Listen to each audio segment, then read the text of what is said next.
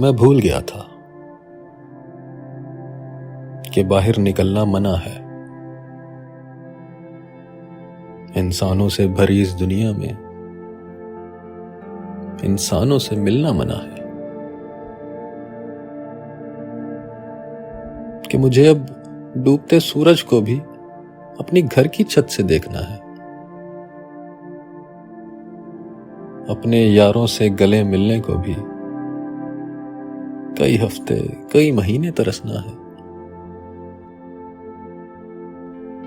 मैं भूल गया था कि बाजारों की रौनक अब वैसी नहीं। बच्चों की खुशी भी अब बच्चों की खुशी के जैसी नहीं। गलियों में चलते फिरते अब फासला नापा जाता है। आंखों से सलाम करते हैं, हाथ और मुंह ढांपा जाता है। मैं भूल गया था कि बाहर निकलना मना है।